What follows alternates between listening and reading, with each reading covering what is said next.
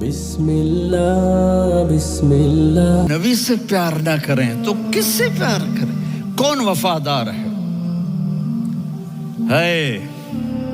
قیامت کا منظر ہوگا، میں اپنی بیگم سے کہوں گا میں تمہیں نہیں پہچانتا، میرے رب کی قسم، یوم یفر المرء من اخیہ وامہ وابیہ وصاحبتہ وبنیہ یود المجرم لو یفتدی یومئذ بنیہ وصاحبتہ واخیہ وفصیلتہ التی تؤویہ ومن فی الارض جمیعا کلا، قیامت کے دن میں کہوں گا صفیہ میں تمہیں نہیں پہچانتا، یہ کہے گی مولانا صاحب میں آپ کو نہیں پہچانتی، یہ یوسف میرا بیٹا بیٹھا ہے، میں کہوں گا کون ہو، کہاں سے آئے ہو؟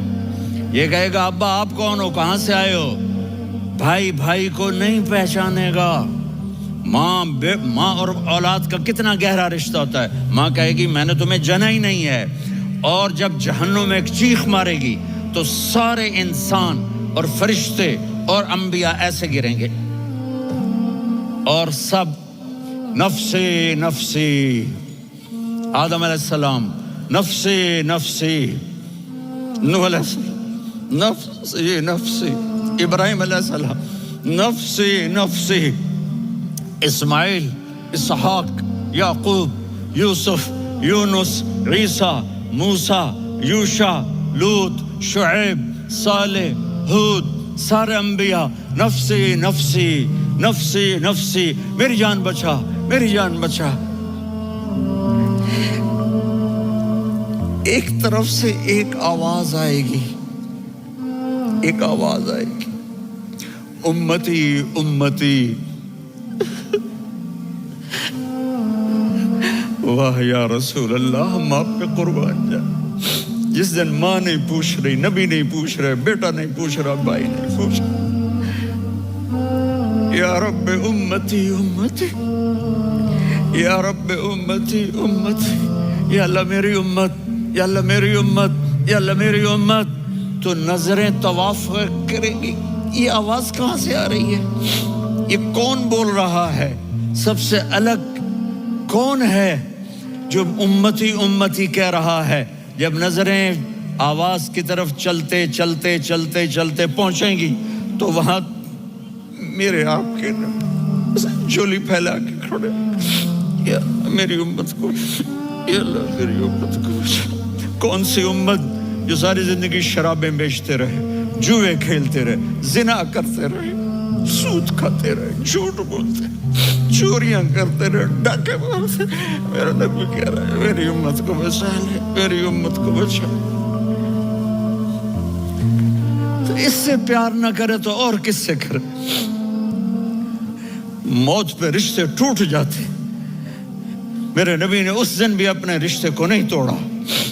ابراہیم جیسی شخصیت کہیں گے سنو اے اللہ تیری میری دوستی کا واسطہ مجھے بچا لے، تیری میری دوستی کا واسطہ مجھے بچا لے۔ عیسیٰ علیہ السلام کہیں گے یا اللہ میں اپنی ماں مریم کا بھی سوال نہیں کرتا، میری جان بچا لے، مریم جانے تو جانے میری عیسیٰ۔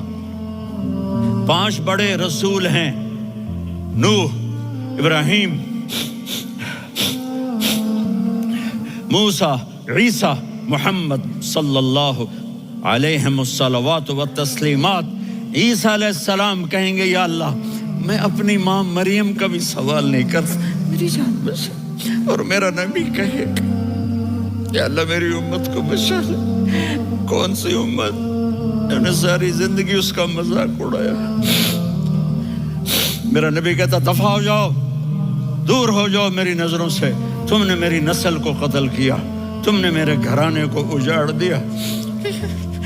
سب کو بلا یہ نہیں کہیں گے یا اللہ میری امت کے نیکوں کو بچا لے، میری امت کے متقی، میری امت کی رابعہ بصری، جنید بغدادی کو بچا، نہیں یا اللہ ساری امت کو میری جھولی میں ڈال دے، ساری امت کو میری جھولی میں ڈال دے۔ یہاں اللہ کہے گا وَلَسَوْفَ يُعْطِيكَ رَبُّكَ فَتَرْضَىٰ۔ معافی چاہتا ہوں میں جذباتی ہو گیا ہوں۔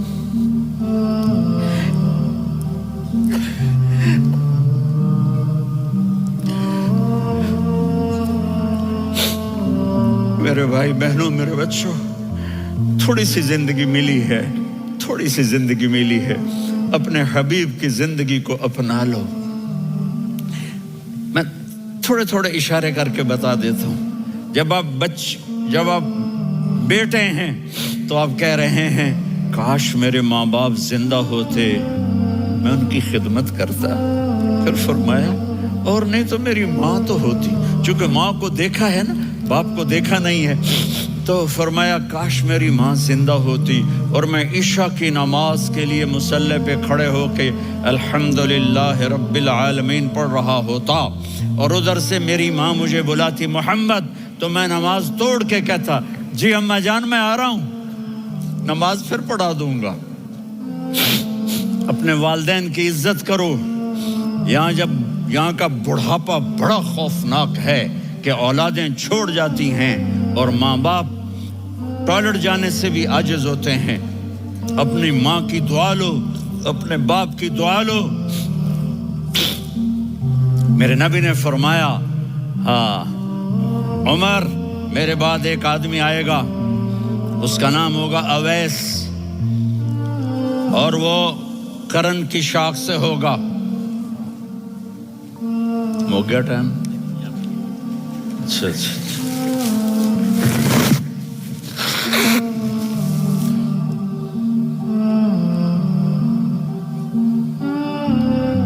اس سے دعا کرانا، علی آپ بھی، عمر آپ بھی، یا رسول اللہ کس لیے؟ کہ اس نے ماں کی ایسی خدمت کی ہے کہ جب ہاتھ اٹھاتا ہے اللہ اس کے ہاتھ خالی نہیں لوٹاتا۔ حضرت عمر رضی اللہ تعالی عنہ نے حج کے موسم پر سارے حاجی کھڑے کر لیے، کہا بھائی یمن والے کھڑے رہو باقی بیٹھ جاؤ، تو بیٹھ گئے۔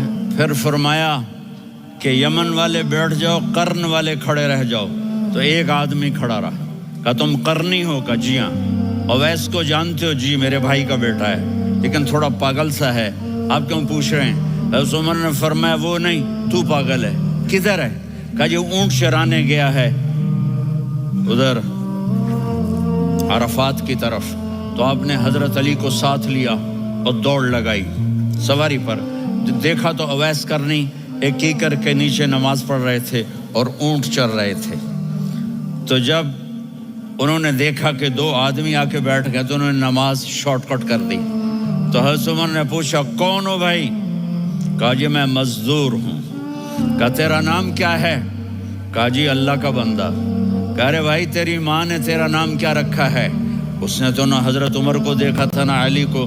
وہ کہنے لگا بھائی تم کون لوگ ہو میرا انٹرویو کرنے والے؟ یہ تو میں اپنی زبان میں کہہ رہا ہوں۔ تو حضرت علی بولے کہ بھائی یہ ہیں امیر المومنین عمر بن خطاب اور میں ہوں علی بن ابی طالب۔ تو وہ ایسے کانپنے لگے، میں معافی چاہتا ہوں، میں پہلی دفعہ آیا ہوں، میں نے آپ کو دیکھا نہیں، فرمائیے آپ۔ حضرت عمر نے کہا ہاتھ اٹھا ہمارے لیے دعا کر، تو وہ رونے لگی۔ بھی میں عاجز مسکین میں دعا کروں؟ میری اوقات ہے میں دعا کروں؟ کہاں؟ ہمیں ہمارے نبی نے فرمایا تھا اویس آئے تو دعا کروانی ہے۔ عمر اور علی جیسی ہستیوں کو دعا کے لیے کہا جا رہا ہے۔ پیچھے تہجد ہے؟ نہیں۔ جہاد ہے؟ نہیں۔ علم ہے؟ نہیں۔ نماز ہے؟ نہیں۔ روزہ ہے؟ نہیں۔ زکوٰۃ ہے؟ نہیں۔ خیرات ہے؟ نہیں۔ کیا ہے؟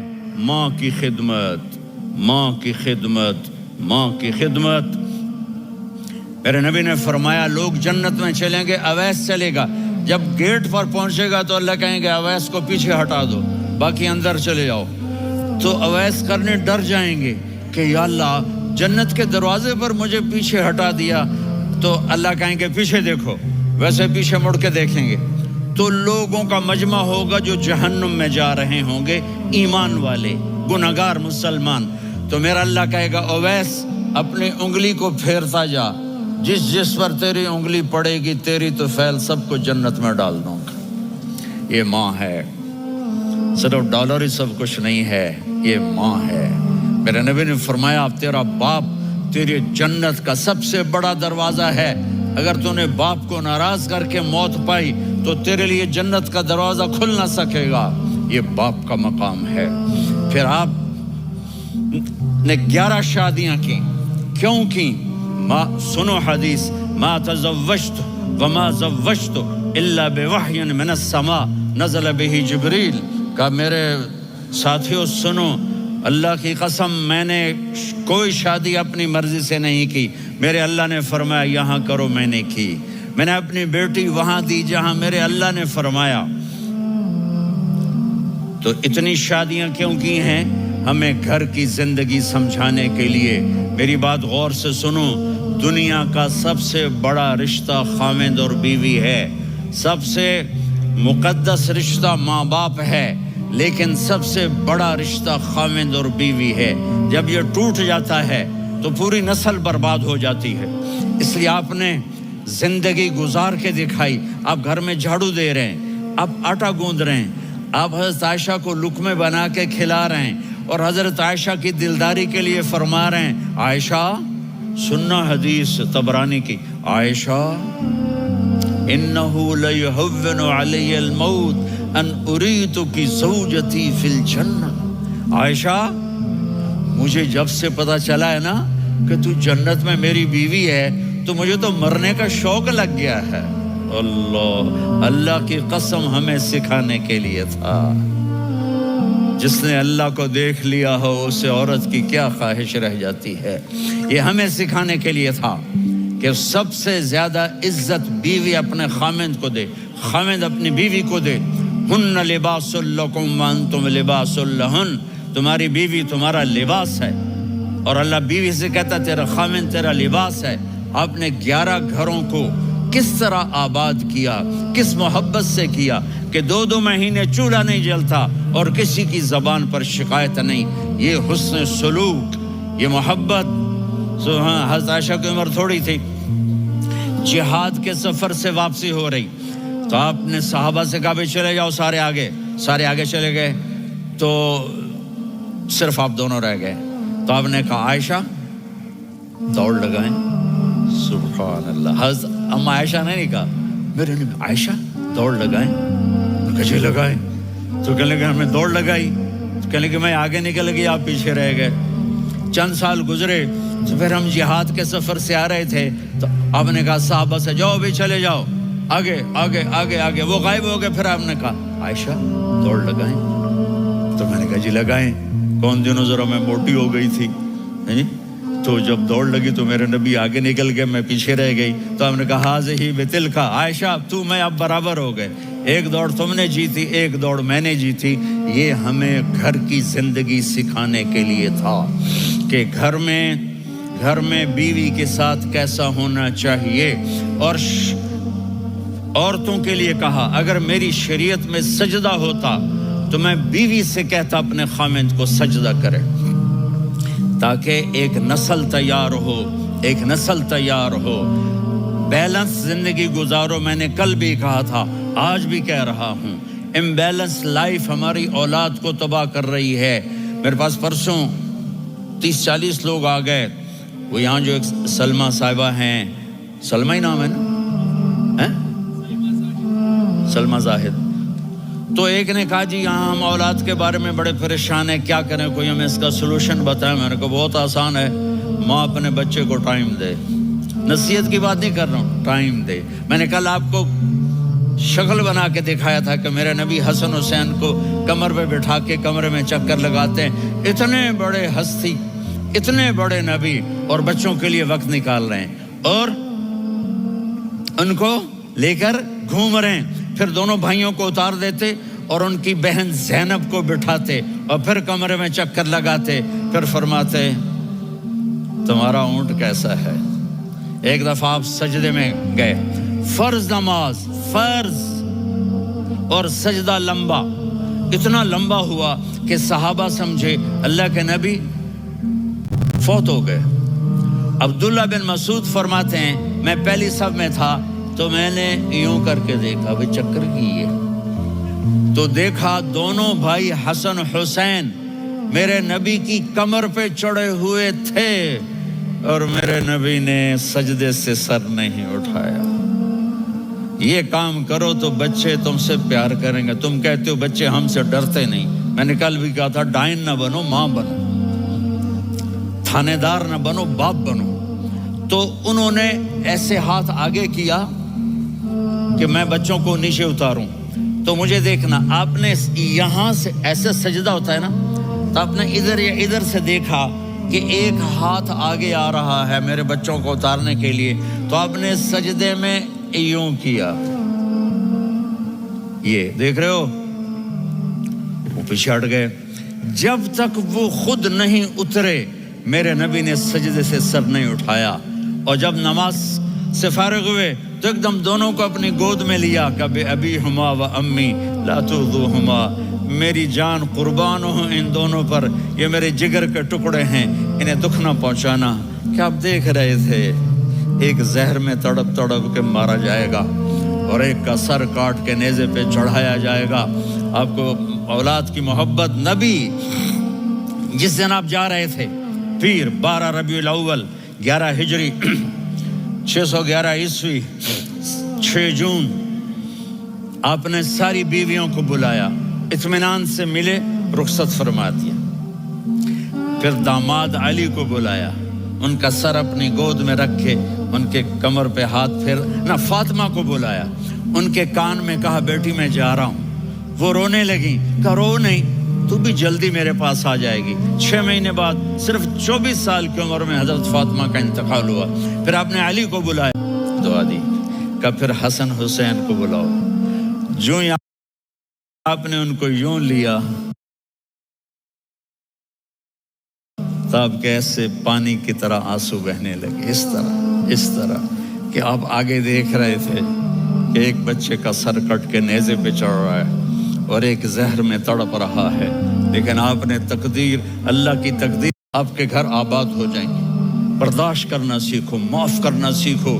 اب آپ کینیڈین ہو یا جہاں سے بھی ہو، اس پاسپورٹ کی عزت کرو، یہاں کے قانون کا احترام کرو، یہاں وائلیشن نہ کرو، جھوٹ نہ بولو، کسی کو دھوکہ نہ دو۔ یہاں کی لڑکیوں سے اس لیے شادی نہ کرو کہ میرے پیپر بن جائیں، قیامت کے دن کالے منہ کے ساتھ اٹھائے جاؤ گے۔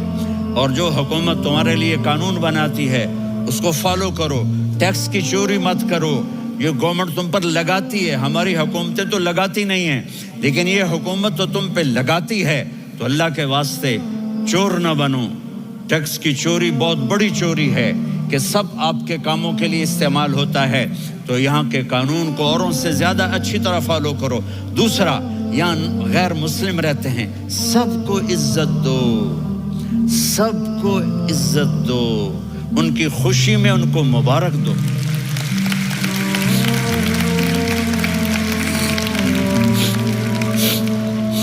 وہ ان پہ غم آئے تو جا کے ان کے دکھ درد کو بانٹو۔ وہ بیمار ہو جائیں تو ہاسپٹل پوچھنے جاؤ، وہ مر جائیں تو گھر والوں سے جا کر افسوس کرو، تب جا کر وہ اسلام کے لیے سوچیں گے کہ یہ کون ہے محبت کرنے والے، ہمدردی کرنے والے۔ ہم اپنے ہی کنویں میں گھوم رہے ہیں مینڈک کی طرح۔ کس طرح بات آگے جائے گی جب تک وہ ہمارے اخلاق نہیں دیکھیں گے، ہماری محبت نہیں دیکھیں گے، ہماری خدمت نہیں دیکھیں گے۔ کتنے یہاں اولڈ ہومز بنے ہوئے ہیں، چکر لگایا کرو، جا کے صرف ایک سمائل دے دو تو اس بوڑھے کا سارا دن اچھا گزر جائے گا۔ کتنے کرنے کے کام ہیں۔ اگر آپ کے پاس کینیڈین پاسپورٹ ہے تو اب پاکستان میں جائیدادیں نہ بناؤ، یہاں اپنا سب کچھ خرچ کرو، وہاں کاروبار نہ کرو، یہاں کاروبار کرو۔ ادھر زکوٰۃ نہ دو، ادھر زکوٰۃ دو، یہاں بھی بہت زکوٰۃ کے مستحق لوگ آپ کو ملیں گے، یہاں خرچ کرو۔